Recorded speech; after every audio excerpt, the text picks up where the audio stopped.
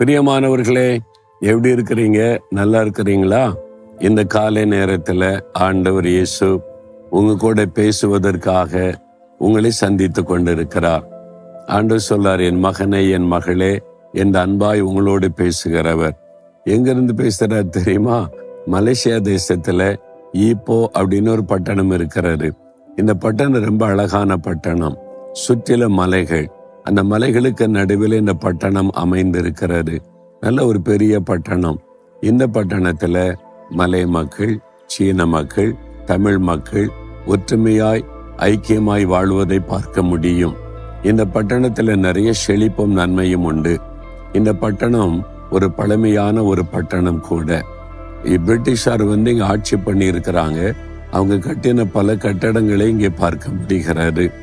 சரி, இன்றைக்கு ஆண்டவர் எனக்கு என்ன சொல்றார் அதை சொல்லுங்க. அப்படி சொல்றீங்களா? யாரோ உங்களை மறந்துட்டதுனால ஒரு வருத்தம் உள்ளத்தின் ஆழத்தில் இருக்குல்ல.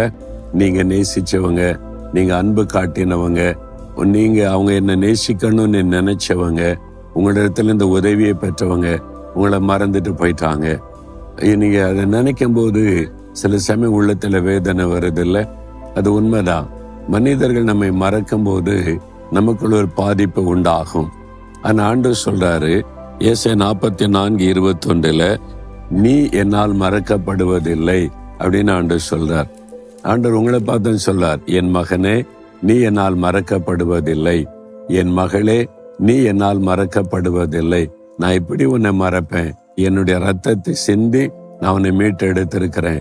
நீ என்னுடைய மகள் தானே, என்னுடைய மகன் தானே, நான் உன்னை இப்படி மறப்பேன்னு ஆண்டவர் சொல்றார்.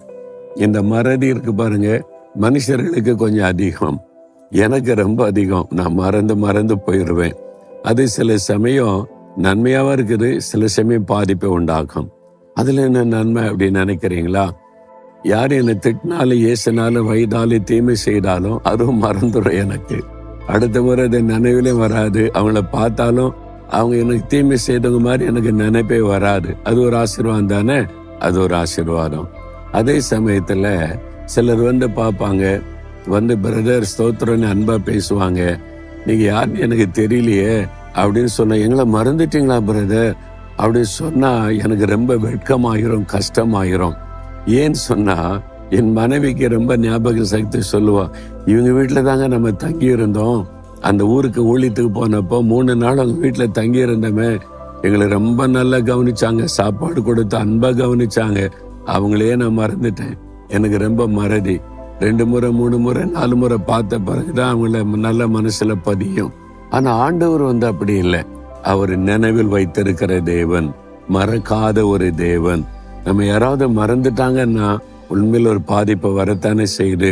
நானே சிலருடைய முகத்துல பார்ப்பேன், நீங்க யாருன்னு கேட்டுதான் எங்களை மறந்துட்டீங்களான்னு சொல்லும் போது அவங்களுடைய முகத்துல இருக்க சோகம் என்னையும் ரொம்ப பாதிக்கும். ஐயோ இப்படி சொல்லிட்டோமே அப்படின்னு சொல்லி கூட. அப்போ இந்த மறந்து போகிற காரியம் மனிதருடைய உள்ளத்தை பாதிக்கிறது.